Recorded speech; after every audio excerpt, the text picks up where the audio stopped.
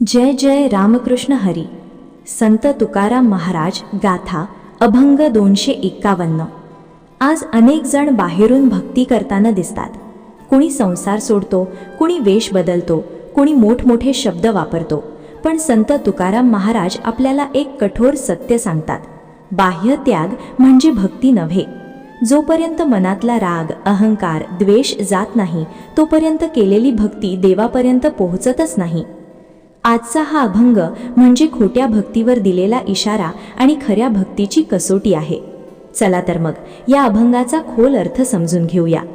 अभंग 251. कुटुंबाचा केला त्याग, नाही राग जम गेला. भजन ते वोंगळवाणे, नरका जाणे चुकेना. अक्षराची केली आटी, जरी पोटी संत निंदा. तुका म्हणे मागे पाय, तया जाय स्थळासी. प्रत्येक ओळीचं सविस्तर स्पष्टीकरण बघूया. ओळ 1. कुटुंबाचा केला त्याग, नाही राग जम गेला. या ओळीत संत तुकाराम महाराज अतिशय थेट आणि कठोर शब्दात एक मोठा भ्रम दूर करतात. अनेक लोकांना असं वाटतं की कुटुंब सोडलं, संसार सोडला, घरदार त्यागलं म्हणजे आपण मोठा त्याग केला. पण तुकाराम महाराज विचारतात, हा खरा त्याग आहे का? कारण जोपर्यंत मनातला राग गेलेला नाही तोपर्यंत बाहेरचा त्याग निरर्थक आहे. राग म्हणजे फक्त चिडचिड नव्हे. राग म्हणजे अहंकार, द्वेष, मत्सर, असहिष्णुता. एखादा माणूस घर सोडतो पण मनात लोकांबद्दल द्वेष ठेवतो. एखादा भक्त बनतो पण इतर भक्तांची निंदा करतो, तर तो खरा त्याग नाही. संत सांगतात, मन शुद्ध नसेल तर जीवन बदलत नाही. या ओळीतून संत समाजाला सांगतात की खरा त्याग हा अंतःकरणात होतो. कुटुंबात राहूनही राग सोडता येतो आणि संसार सोडूनही राग मनात राहू शकतो. त्यामुळे त्यागाचं मोजमाप बाह्य कृतींवर नाही तर अंतःकरणातील परिवर्तनावर करायला हवं. तुकाराम महाराज इथे आपल्याला आत्मपरीक्षण करायला लावतात. मी कशाचा त्याग केला आहे? फक्त लोकांचा की माझ्या वाईट वृत्तींचा? ध्रुवपद. भजन ते वोंगळवाणी, नरका जाणे चुकेना. ध्रुवपदात संत तुकाराम महाराज खोट्या भक्तीचं भयावह चित्र उभं करतात. वोंगळवाणी भजन म्हणजे दिखावू, वरवरचं, केवळ बाह्य भक्तीचं प्रदर्शन. अशी भक्ती करणारा माणूस स्वतःला भक्त समजतो. पण संत स्पष्ट सांगतात, असं भजन करणारा नरकाला जातो आणि त्यातून तो चुकत नाही. हा फार कठोर विधान वाटू शकतं, पण यामागचा अर्थ खोल आहे. भक्ती ही देवाशी जोडणारी प्रक्रिया आहे. पण जेव्हा भक्ती अहंकारासाठी, प्रसिद्धीसाठी, लोकांना दाखवण्यासाठी केली जाते तेव्हा ती भक्ती राहत नाही, ती फसवणूक बनते. देवाला फसवता येत नाही, पण स्वतःला फसवू नका, हीच संत तुकाराम महाराजांची ताकीद आहे. ओळ 2. अक्षराची केली आटी, जरी पोटी संत निदा.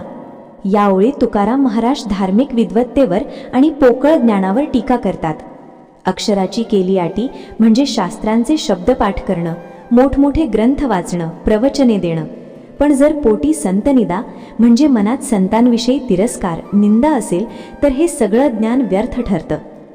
संत सांगतात की खरा ज्ञानी तो नाही जो फक्त बोलतो, तर तो आहे ज्याचं वर्तव शुद्ध आहे. संतांची निंदा करणं म्हणजे प्रत्यक्ष देवाची निंदा करणं, कारण संत हे देवाचं जिवंत रूप असतात. जो संतांचा अपमान करतो तो कितीही शास्त्रज्ञ असला तरी भक्तीपासून दूरच राहतो. आजच्या काळात अनेक जण अध्यात्मावर बोलतात पण त्यांचं मन द्वेषाने भरलेलं असतं. तुकाराम महाराज अशा लोकांना स्पष्ट सांगतात, अक्षरज्ञान उपयोगाचं नाही जर मन निर्मळ नसेल. ओळ 3. तुका म्हणे मागे पाय, तया जाईस छळासी. अभंगाच्या शेवटी तुकाराम महाराज स्वतःचं मत ठामपणे मांडतात. ते म्हणतात, जो असा खोट्या भक्तीचा मार्ग धरतो त्याने देवाच्या मार्गावरून मागे हटावं, कारण तो मार्ग त्याला छळाकडे म्हणजे फसवणुकीकडे, अधःपाताकडे नेतो. ही ओळ फार गंभीर इशारा देते. भक्तीचा मार्ग पवित्र आहे. जर तो चुकीच्या भावाने चालला तर तो उंचावण्याऐवजी पाडतो. म्हणून संत म्हणतात, अशा मार्गावरून मागे फिरणं हेच योग्य. सुंदर शिकवण बघू. या अभंगाची शिकवण स्पष्ट आहे. खरी भक्ती ही अंतःकरणातली शुद्धता आहे. बाह्य त्याग, मोठे शब्द, धार्मिक दिखावा यापेक्षा रागाचा त्याग, द्वेषाचा त्याग हा खरा त्याग आहे. देवाला फसवता येत नाही, पण स्वतःला फसवू नका, हीच संत तुकाराम महाराजांची ताकीद आहे. मित्रांनो, आज एक क्षण थांबून स्वतःला विचारा, माझी भक्ती खरी आहे का?